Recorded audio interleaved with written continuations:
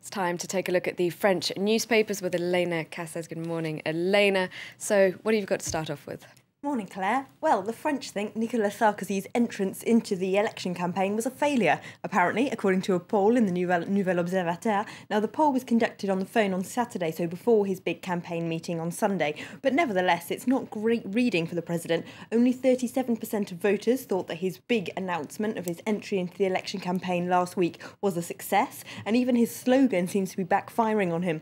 Of course, it's La France Forte, so they asked the people if they thought France would be stronger under a second Nicolas Sarkozy term, and only two-thirds of people, thought that it wouldn't. So that's not played out fantastically well.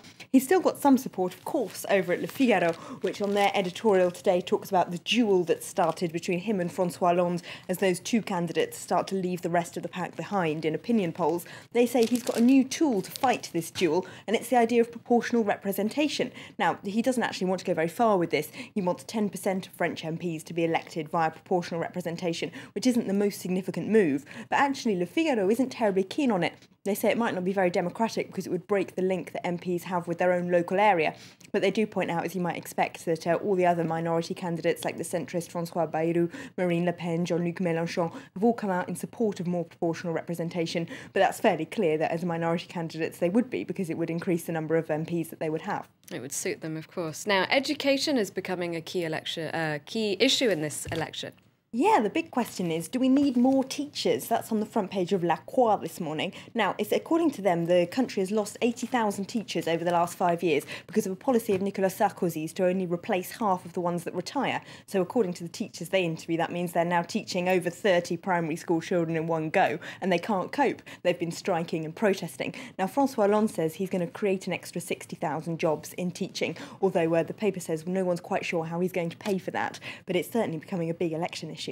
And the president then coming under fire for his education policies, also being criticised for trying to parachute a friend into a top job.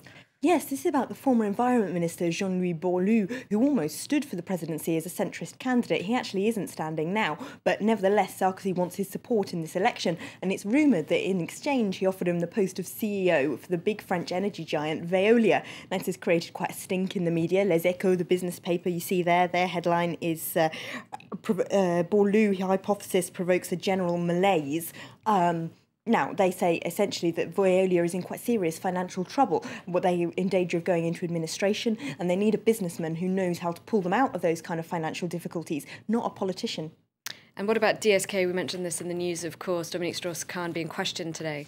Yep, here he is on the front page of Le Parisien. DSK being questioned this morning by a policeman. Of course, they say he could risk charges of complicity in running a prostitution ring, and also possible corruption charges, because some of the men who were running that prostitution ring may have got some favours from him politically in exchange for supplying him with women, effectively. The main question is if he knew the women were being paid or not, because he has admitted having sex with some of the women involved. Now, the Libération interviews today several of the women involved, and actually they give completely different accounts.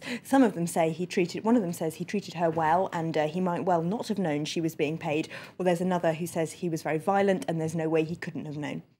And very briefly, Ai Weiwei is a Libération special guest. Yes, he's been made a lot of international fame and headlines recently after he was locked up, of course, last year by the Chinese authorities. There's a big exhibition of his work launching at the Jeu de Paume Gallery in Paris today. So he's Libération special guest. He actually isn't allowed to leave China as a part of his bail conditions, but they've been to Beijing and interviewed him, and he says he wants the world to understand better how China works. OK, thanks very much, Elena, for that look at the French newspapers. And thank you for watching. Do stay tuned. All the latest headlines coming up in just a few minutes.